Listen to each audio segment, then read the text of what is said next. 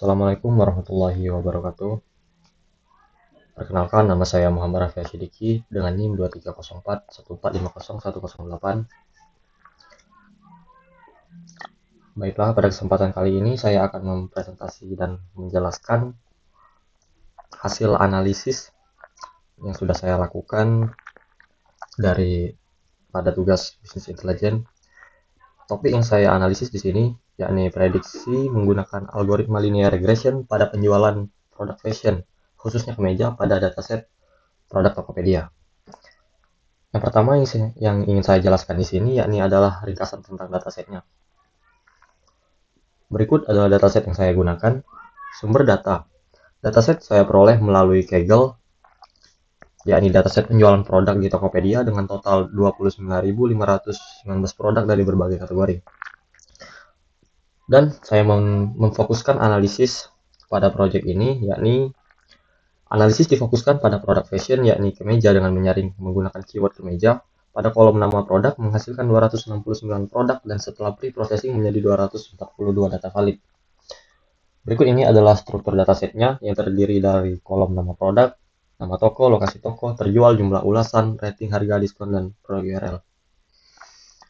Untuk karakteristik data yang saya gunakan pada produk kemeja, yakni harga berkisar dari 50.000 hingga ke 500.000 setelah remove outlier.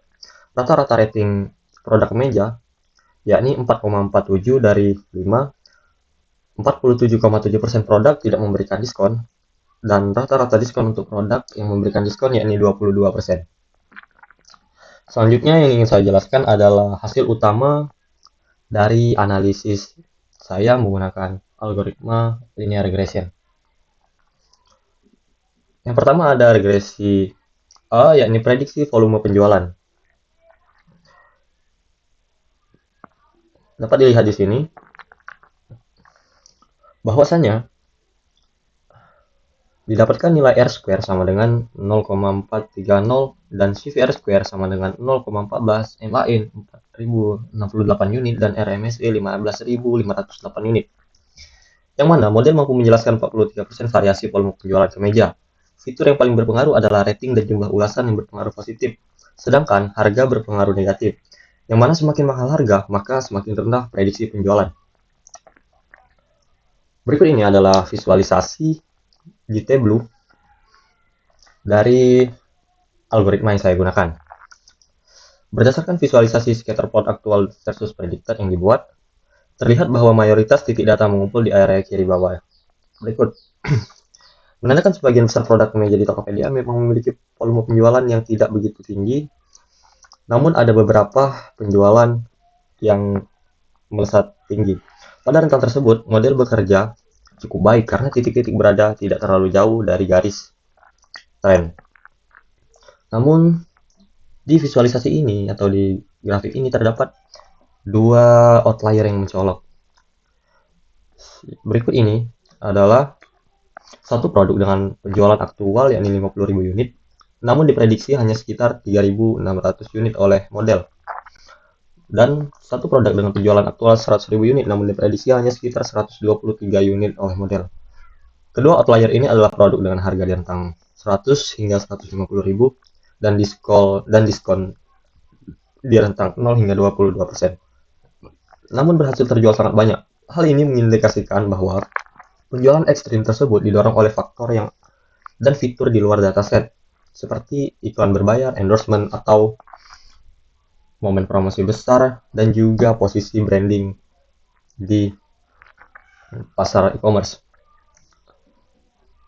Dan juga diketahui bahwa nilai CVR-square sama dengan 0,14 yang lebih rendah dari R-square test menunjukkan variabilitas data yang cukup tinggi dan model belum stabil secara konsisten.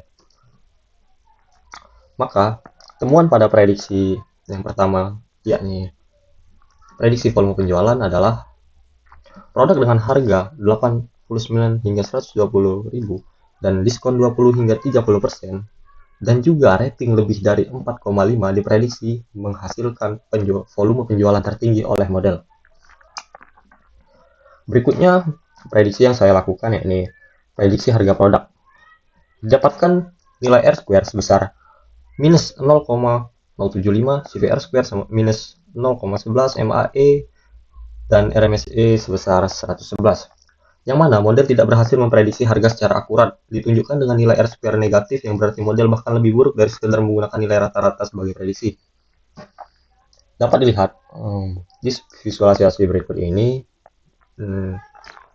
saya memvisualisasikannya di tableau, yakni scatter plot aktual versus prediksi harga.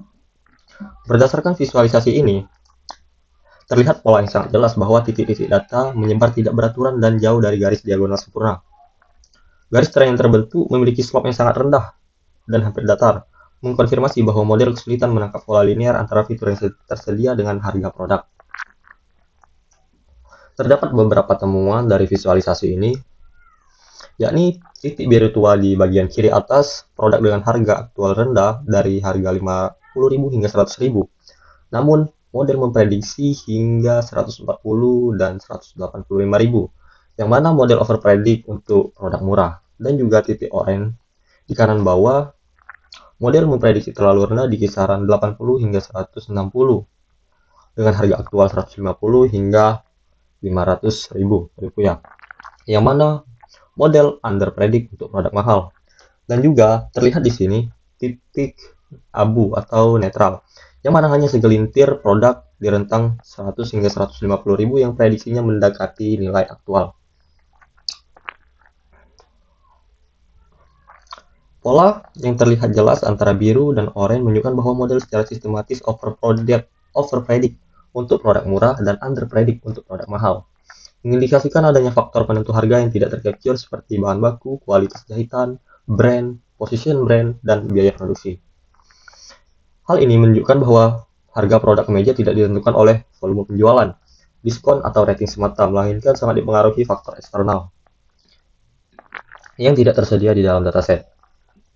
Maka temuan dari analisis ini yakni harga produk kemeja tidak dapat diprediksi secara akurat hanya dari data volume penjualan, diskon, dan rating.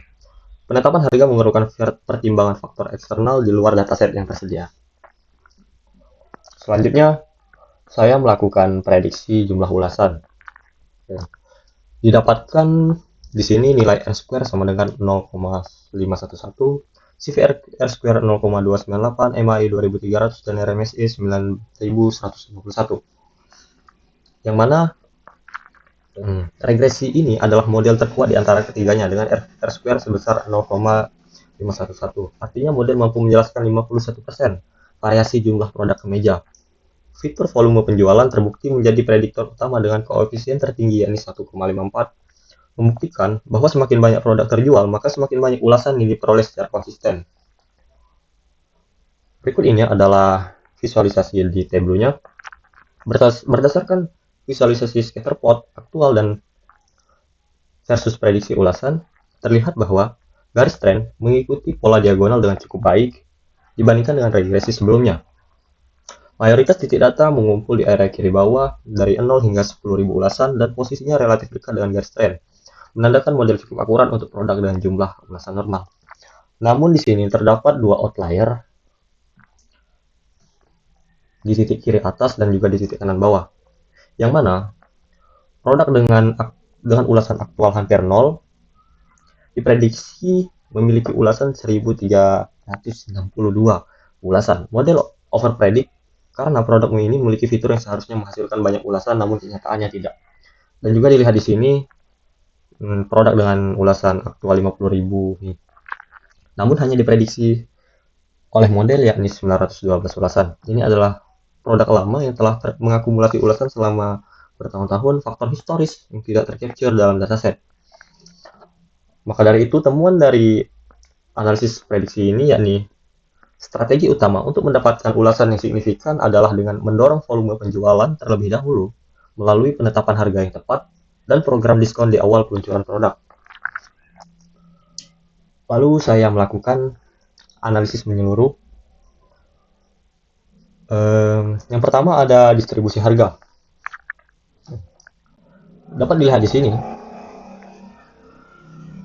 harga produk kemeja di Tokopedia terkonsentrasi di rentang 50 hingga 200.000. Tapi ada juga yang produk di harga 300 hingga 500 ribuan. Tetapi ini bukan yang mendominasi penjualan yang ada di Tokopedia. Harga median berada di 125.000 yang sedikit lebih rendah dari rata-rata 157.000, menandakan distribusi harga condong ke kanan akibat beberapa produk premium yang mendorong nilai rata-rata ke atas. Yang kedua yakni sweet spot atau titik optimal harga. Di sini saya mendapatkan titik optimal harga seperti yang terlihat pada visualisasi ini. Segmen harga 100.000 hingga 150.000 menghasilkan rata-rata penjualan tertinggi, yakni kurang lebih 6.800 unit per produk. Bahkan, terdapat beberapa produk individual di segmen ini yang berhasil terjual hingga 100.000 unit dengan harga 107.000 dan diskon 22%, dan 50.000 unit dengan harga 150.839 tanpa diskon yang diberikan. Ini memperkuat bahwa segmen ini adalah sweet spot paling kompetitif di pasar kemeja Tokopedia. Selanjutnya yakni ada efektivitas diskon.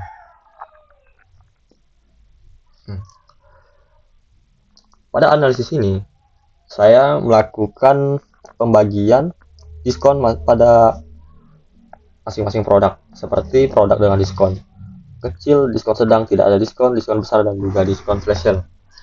Kategori diskon sedang dapat dilihat di sini menghasilkan rata-rata penjualan tertinggi yakni 16.500 unit, jauh melampaui kategori diskon lainnya.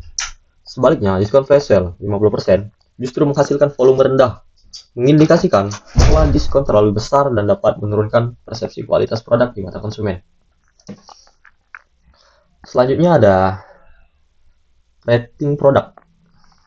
Rata-rata rating produk kemeja sangat tinggi, yakni dari 4 hingga ke 5 rating, dengan 91,7% produk memiliki rating lebih dari 4.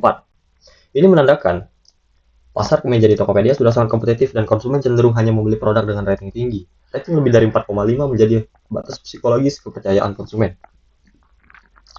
Lalu selanjutnya ada pengaruh ulasan terhadap penjualan.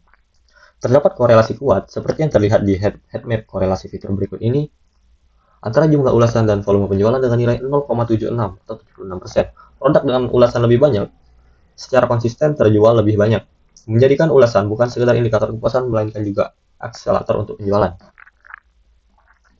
Jadi,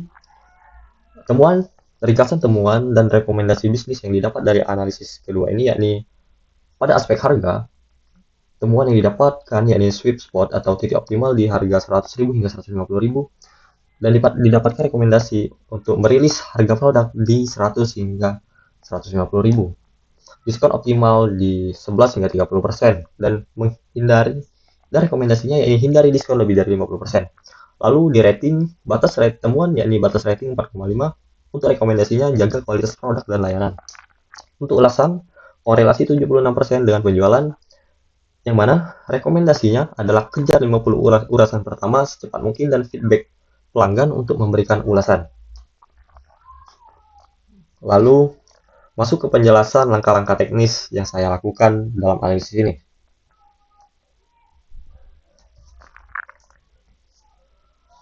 Bagian pertama yang saya lakukan di sini yakni mengimport library yang dibutuhkan, melakukan pemahaman data, dan melakukan data pre-processing. Pada tahap pemahaman data, membuat dataset dan memahami struktur secara menyeluruh sebelum melakukan pemrosesan apapun. Dataset produk Tokopedia CSV saya muat menggunakan pgread CSV dan diperiksa menggunakan beberapa fungsi eksplorasi awal.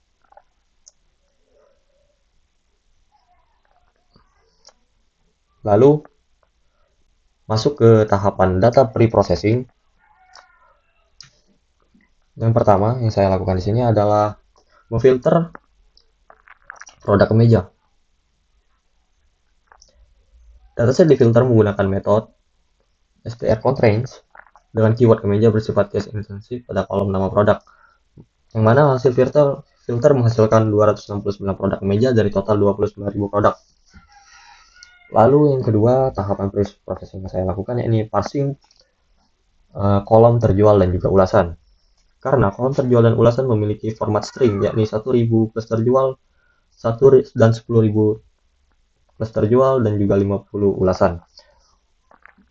Maka harus dikonversi menjadi nilai bulat seperti 1000, 10, dan juga 50. Pada tahap ini dibuat menggunakan fungsi parse. Indo menggunakan regular expression atau regex dengan pola yang bekerja sebagai berikut, yakni mendeteksi angka di awal string, mendeteksi sufiks satuan, dan mengembalikan np.nan jika format tidak dikenali. Lalu, fungsi ini diaplikasikan ke kedua kolom menggunakan df apply. Berikut ini, di df terjual dan juga df ulasan. Lalu saya melakukan konversi tipe data.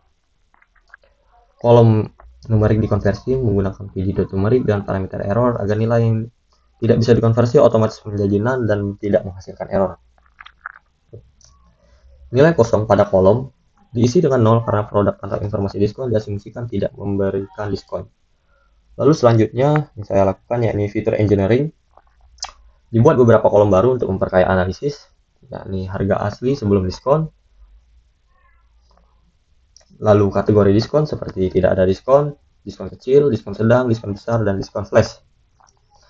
Dan kategori harga yakni terjangkau, budget, menengah, premium, dan luxury. Lalu di sini saya melakukan penghapusan outlier harga menggunakan metode quantile.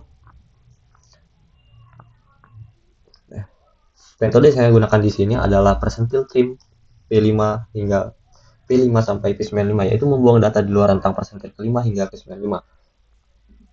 Metode ini dipilih karena lebih konservatif dibanding XUR, hanya membuang 10% data paling ekstrim di kedua ujung distribusi. Dan batas bawah ditetapkan di 49.000 dan yang mana membuang 14 produk dengan harga tidak wajar seperti 24.000 dan batas atas di 570.000. Yang mana membuang 12 produk premium seperti kemeja batik sutra sebesar 5,5 juta. Hasilnya jumlah data turun dari 269 menjadi 243 produk bersih dengan standar deviasi harga turun dari 377.000 menjadi 106.000. Lalu saya melakukan imputasi missing value. Nilai kosong pada kolom ulasan diisi menggunakan nilai median bukan min karena median lebih robust terhadap distribusi yang skewed. Lalu berikutnya saya masuk ke bagian EDA, analisis data eksploratif.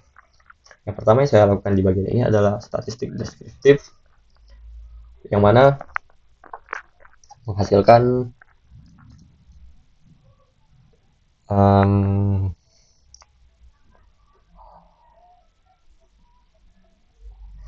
output berikut ini. Di harga, diskon, rating, terjual nom, dan ulasan nom. Lalu analisis korelasi, dihitung metrik korelasi menggunakan df-chor untuk melihat hubungan linear antar variabel. Temuan yang didapatkan di sini yakni korelasi terjual dan ulasan sangat kuat. Korelasi harga dan terjual negatif, yang mana harga naik maka penjualan akan turun. Lalu korelasi rating yakni positif, yang mana rating naik maka penjualan akan naik. Lalu didapatkan support harga, dilakukan group buy per range harga menggunakan df group buy di sini.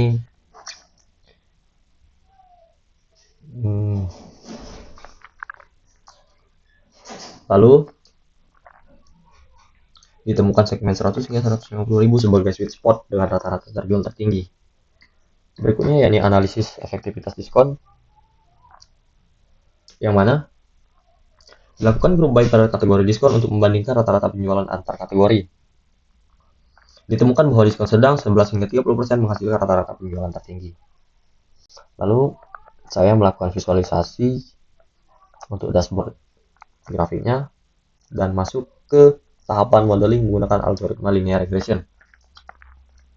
Di sini sebelum membangun model, saya melakukan dua langkah penting, yakni yang pertama ada log transformation pada target variable, yang mana variabel target yakni terjual, harga, dan ulasan memiliki distribusi sangat right-skewed yang diterapkan transformasi log logaritma natural plus 1 untuk mendekati distribusi normal yang menjadi asumsi dasar linear regression pada bagian ini. Setelah prediksi dilakukan, hasil dikembalikan ke skala asli menggunakan np.xpm1. Lalu saya melakukan pembagian data, yang mana data dibagi menjadi data latih dan juga data testing. Data dibagi menjadi 75% data training dan 25% data testing menggunakan train test split dengan random state 42 untuk memastikan hasil yang konsisten dan dapat direproduksi. Lalu selanjutnya saya melakukan pengembangan pipeline. Setiap model dibangun menggunakan scalar pipeline yang menggabungkan dua tahap secara berurutan, yakni standar scalar dan juga linear regression. Lalu selanjutnya saya masuk ke prediksi volume penjualan, yang mana fitur yang digunakan yakni harga, diskon, rating, ulasan, dan targetnya adalah terjual. Model dilatih pada 181 data training dan dievaluasi pada 61 data testing. Koefisien yang dihasilkan setelah normalisasi menunjukkan rating dan ulasan sebagai fitur paling berpengaruh positif, sedangkan harga berpengaruh negatif. Lalu masuk ke prediksi yang kedua, yakni prediksi harga produk. Fitur yang digunakan yakni terjual, diskon, rating, dan ulasan, yang mana targetnya adalah harga. Volume penjualan digunakan dalam bentuk log transform sebagai fitur karena distribusinya yang squared. Model menghasilkan R-square negatif, menunjukkan tidak ada hubungan linear yang dapat ditangkap antara fitur-fitur yang digunakan ini. Lalu selanjutnya masuk ke prediksi yang ketiga, yakni prediksi jumlah ulasan. Fitur yang saya gunakan yakni harga, diskon, rating, terjual, dan juga untuk targetnya adalah ulasan. Volume penjualan dimasukkan sebagai fitur dalam bentuk log transform. Model menghasilkan performa terbaik dengan R-square yakni 51% dan koefisien log terjual sebesar 0,54 sebagai fitur paling dominan. Lalu masuk ke tahap evaluasi model, yang mana setiap model dievaluasi menggunakan 4 metrik, yakni metrik R-square, metrik CVR-square, MAE, dan RMSE. Metrik R-square mengukur proporsi variasi target yang dapat dijelaskan model. Nilai 1 berarti sempurna dan nilai negatif berarti model lebih buruk dari sekedar menggunakan nilai rata-rata. Dan CVR-square dihitung menggunakan 5 fold cross validation untuk mengukur konsistensi model pada data yang berbeda-beda. Dan evaluasi MAE, mean absolute error, yakni rata-rata selisih absolut antar prediksi dan nilai aktual dalam satuan asli.